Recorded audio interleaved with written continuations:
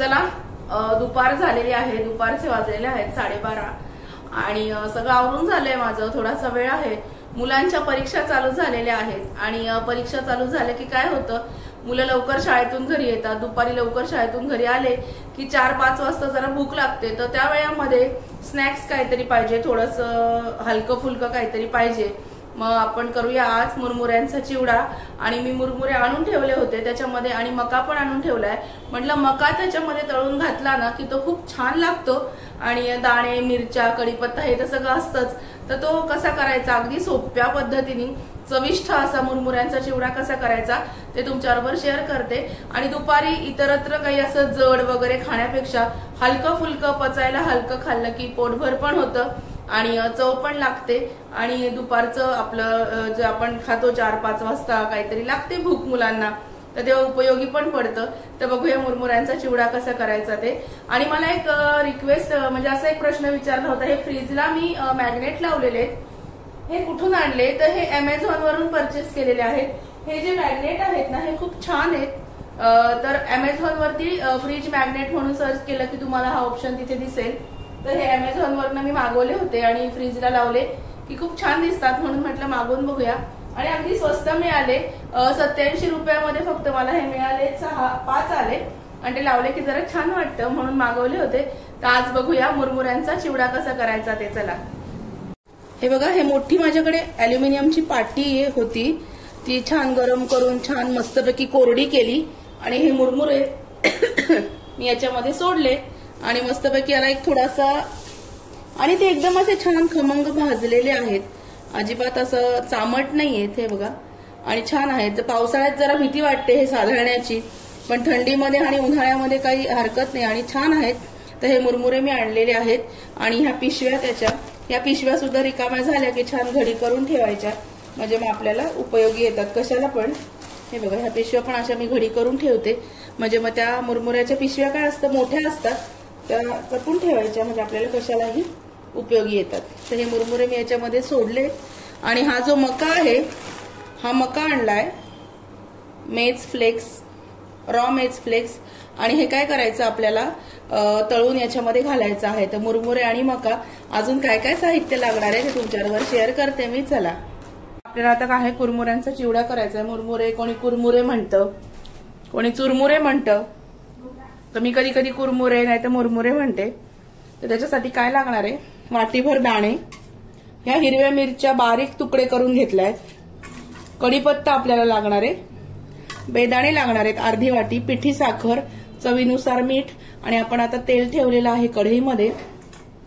पण ह्या ज्या गोष्टी मी तुम्हाला दाखवले, दाणे, बेदाणे, नंतर ह्या मिरच्या चिरलेल्या, कढीपत्ता, पिठी साखर, हे सगळं अगदी मस्त आहे. याने चिवड्याला खूप छान चव येते. आपण आधी दाणे तळून घेऊया. आता कढईमध्ये मी तेल गरम करायला ठेवलंय. साधारणतः 1 वाटीभर तेल मी घेतलेलं आहे, कारण आपल्याला हे तळून घ्यायचंय. तर पहिल्यांदा आपण याच्यामध्ये दाणे टाकूया. हे दाणे तळून घेऊया छान मस्तपैकी.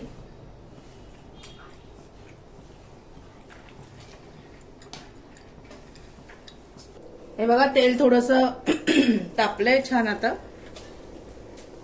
आता हे दाणे जे आहेत ना हे छान लालसर रंगावरती तळून घ्यायचे. अगदी अर्धवट दाणे जर तुम्ही तळले तर त्याचा कच्चा वास दाण्याचा तसाच राहतो. खमंग दाणे तळून घ्यायचे आणि मग ते एका सगळं हे जे तळलेलं आहे हे एका भांड्यामध्ये आपण काढून घेणार आहोत. आणि तळण्यासाठी एक तर तुम्ही झाऱ्या घ्या, नाहीतर मग हा असा मोठा जो तळणीचा चमचा असतो ना झाऱ्यासारखंच, ते घेतलं की मग कसं तेल पण राहत नाही आणि छान निथळून निघतं. तेलाचा असा जास्त तवंग किंवा तेलाचा थर त्या दाण्यांवरती राहत नाही. म्हणून दाणे मस्त छान लाल रंगावरती मस्त परतून घ्यायचे, हे तळून घ्यायचे आपल्याला. आणि हाताशीच ठेवायचं भांड, नंतर हे सगळं साहित्य, नंतर तळल्यानंतर आपल्याला कशात काय काढायचंय. आता मका आणि दाणे एकत्र आधी करायचे नाही, आधी दाणे वेगळे काढून ठेवायचे, मग मका वेगळा काढून ठेवायचा. दाण्यामध्येच तुम्ही कढीपत्ता आणि मिरची तळून टाकू शकता, पण मका आणि दाणे शक्यतो एकत्र आधी करायचे नाहीत. हे बघा, हे मस्तपैकी दाणे जे आहेत ना हे खरपूस मस्त खमंग असे तळून घ्यायचे दाणे आपल्याला.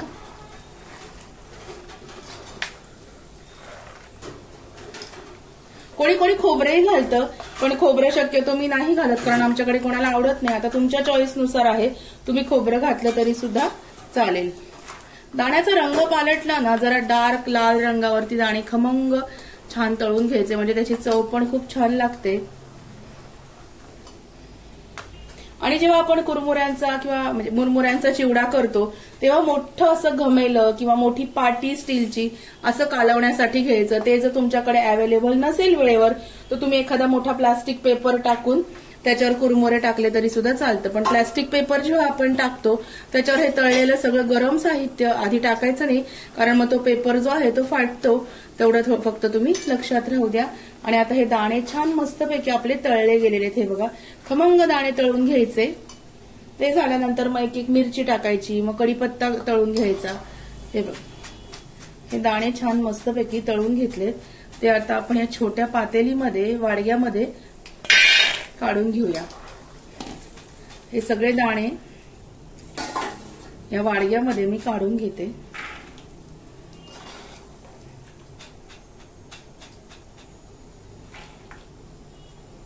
हे झाल्यानंतर हे जे बेदाणे आहेत हे आपण तळून घेऊया याच्यामध्ये.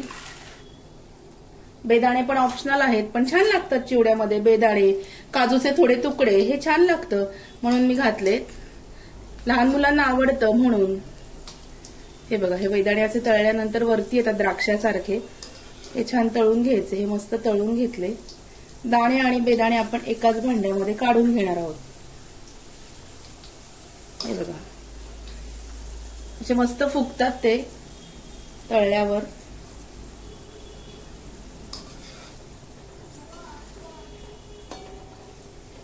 आणि हा जो झाऱ्या वापरायचा उद्देश म्हणजे बघा सगळं याच्यामध्ये कव्हर होतं, थोडं पण खाली काही राहत नाही. आपला रेग्युलर झाऱ्या वापरल्यानंतर आपल्याला सारखं सारखं ते काढायला लागतं. हे म्हणजे पूर्ण वाटीच्या आकाराचं असल्याने याच्यात सगळं कव्हर होतं आणि तेल पण काही राहत नाही. सगळं तेल पूर्ण याच्यामध्ये खाली निथळलं जातं. हे बघा झालं. आता आपण काढून घेऊया कढीपत्ता.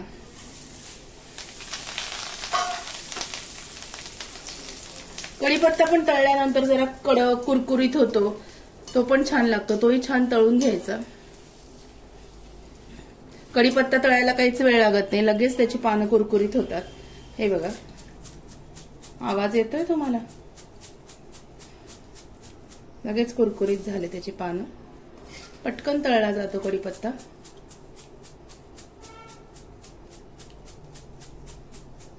आणि मेन म्हणजे कुरमुऱ्याच्या चिवड्यांना ना जास्त तेल लागत नाही. अगदी कमी तेलामध्ये हा चिवडा तयार होतो. कुरमुऱ्याचा म्हणा, पोह्यांचा म्हणा. पोहे म्हणजे आपण जे पोहे खायला करतो त्या पोह्यांचा, पातळ पोह्यांचा चिवडा, याला तेल अगदी कमी लागतं. त्याच्यामुळे ते खूप पचायला पण हलकं आणि छान असतं खाणं दुपारच्या वेळेत. हे झालं. आता आपण मिरच्यांचे तुकडे तळून घेऊया.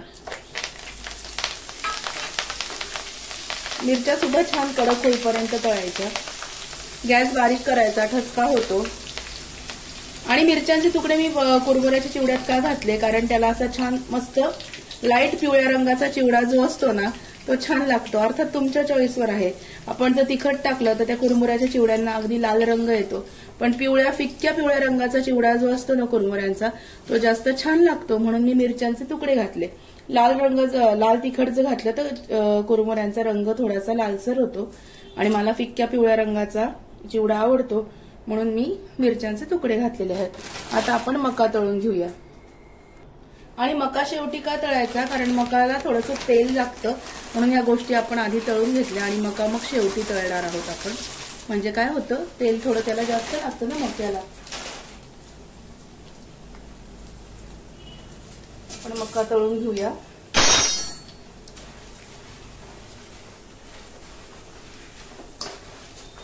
पोह्याच्या चिवड्यांमध्ये, कुरमुऱ्याच्या चिवड्यांमध्ये हा मका छान लागतो घातला की. पण हा छान मस्तपैकी तळून घेऊया याच्यात. हे बघा मका कसा फुलतो बघा तळल्यावरती. थोडा थोडा टाकायचा आणि तळून घ्यायचा. एकदम जास्त टाकला की तळायला त्रास होतो आणि मग त्याला फुलायला वाव मिळत नाही, म्हणून थोडा थोडा टाकायचा. हे बघा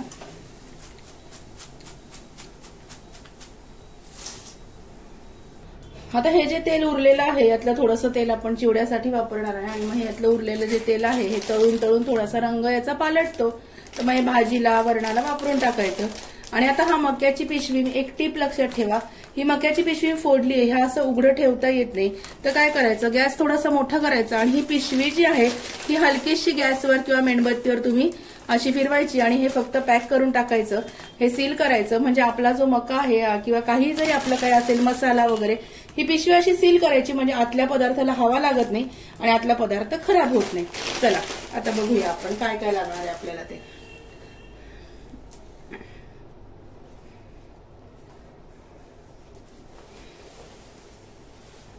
आता यातलं जे थोडंसं तेल आहे यातलं थोडंसं तेल मी काढून ठेवलं. आता आपल्याला ह्या तेलामध्ये घालायचं आहे हिंग आणि हळद. मोहरी शक्यतो मी नाही घालत, फक्त हिंग आणि हळद घालायचं आहे याच्यामध्ये. तुम्हाला घालायची तर तुम्ही मोहरी पण घालू शकता, पण मी हिंग घालते. थोडा हिंग आणि हळद. गॅस बंद करायचा कारण तेल ऑलरेडी तापलेलं आहे. हळद घातली. ही फोडणी थोडीशी पंख्याखाली गार करत ठेवायची, तोपर्यंत आपण जे तळलेलं साहित्य आहे ते सगळं चिवड्यामध्ये कालवून घेऊया. आपली फोडणी थोडीशी थंड झालेली आहे. याच्यामध्ये तेलात थोडं कोमट झाल्यानंतर मीठ घालायचं. मीठ तेलात का घालायचं, कारण ते सगळ्या चिवड्याला नंतर लागतं, म्हणून व्यवस्थित कालवलं जातं, म्हणून ते याच्यामध्ये घातलेलं आहे. चला आता आपण बाकीचं जे साहित्य आपण तळून घेतलंय हे चिवड्यामध्ये आधी कालवून घेऊया आणि नंतर शेवटी तेल घालूया. चला आता कुरमुरे याच्यामध्ये पाटीमध्ये आहेत ठेवलेले. पहिल्यांदा आपण हे दाणे, मिरची हे सगळं तळलेलं याच्यावरती असं घालून घेऊया. नंतर हा मका जो आहे तळून घेतलेला, हा मका याच्यामध्ये थोडासा ऍड करूया. आणि काय करायचं, याला थोडंसं तेल लागलेलं असतं या भांड्याला, तर याच्यात थोडे कुरमुरे घालायचे आणि हे सगळं तेल आपण याला निपटून घ्यायचं, म्हणजे मग वाया जात नाही. भांडेही तेलकट आपलं राहत नाही आणि घासायलाही त्रास होत नाही. म्हणून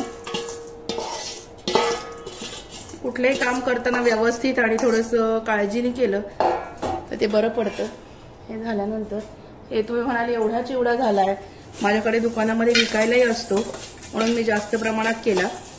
म्हटलं रेसिपी पण तुमच्याबरोबर शेअर करावी म्हणून.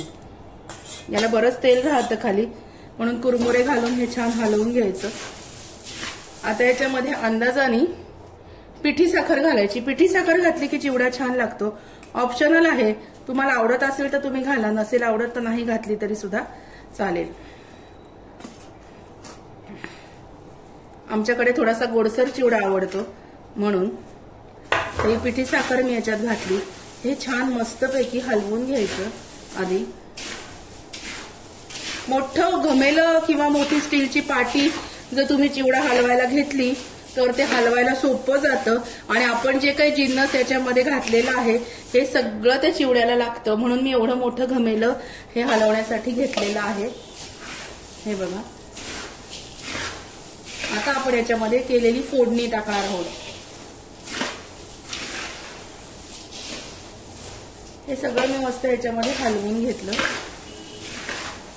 आता आपण जी फोडणी तयार केली ती याच्यामध्ये ऍड करूया. हे बघा, ही फोडणी तुम्हाला तिखट घालायचं असेल मिरचीच्या ऐवजी तर ह्या फोडणीमध्येच घालायचं. हे बघा, ही याच्यामध्ये टाकली.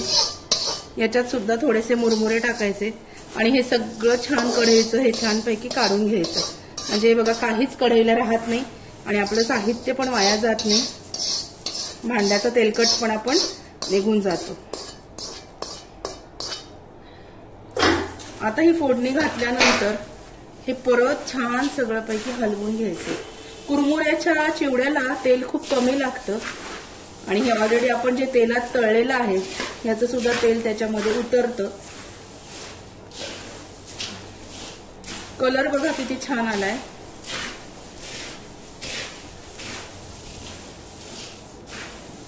हे मस्तपैकी मी हलवून घेते छान आणि मग तुमच्याशी बोलते परत. तुम्हाला वाटलं हाताने जर नाही होते चमच्यानी तर हे हाताने असं सगळ्याला हे असं असं थोडं थोडं चोळून घ्यायचं तेल. म्हणजे मग ते फक्त तेल फोडणी थोडी गार झाल्यानंतर घालायची, नाहीतर हाताला चटका लागणार. हे बघा,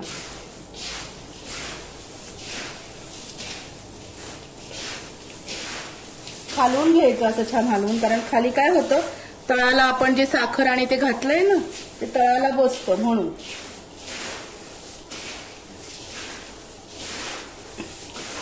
हे बघा अशा पद्धतीने हे छान हलवायचं.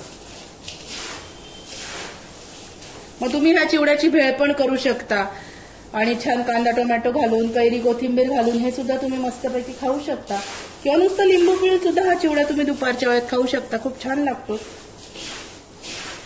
इतरत्र पाव वडे बटाटे वडे खाण्यापेक्षा हे खूप छान आहे, हलकं आहे. हे बघा सगळ्याला मी आता हे छान लावून घेतलंय आणि आपला चिवडा तयार आहे. हे बघा मस्तपैकी चिवडा तयार आहे आपला. आणि आजची चिवड्याची रेसिपी तुम्हाला कशी वाटली ते मला नक्की कळवा. हा चिवडा आता थोडासा फोडणी टाकल्यामुळे थोडासा कोंबट आहे, मला डायरेक्ट डब्यामध्ये भरता येणार नाही, म्हणून थोड्या वेळ पंख्याखाली नको हातलो बेटा, पंख्याखाली मी ठेवणार आहे गार होण्यासाठी. थोडासा त्याला कोंबटपणा आहे, डायरेक्ट असा गरम डब्यात भरायचा नाही, कारण काय होतं वाफ येते आणि मग चिवडा साधाळतो. म्हणून पूर्ण थंड झाल्यानंतर तो तुम्ही डब्यामध्ये भरू शकता. कसा वाटला तुम्हाला आजचा व्हिडिओ आवडला असेल तर व्हिडिओला लाईक करा, शेअर करा, सबस्क्राईब करा आणि नक्की असा चिवडा तुम्ही करून बघा आणि मला कमेंट करून कळवा. भेटूया अशाच नवीन एखाद्या विषयाबरोबर नवीन व्हिडिओमध्ये उद्याला. तोपर्यंत स्वतःची काळजी घ्या. या सगळेजण चिवडा खायला. Bye bye. बाय.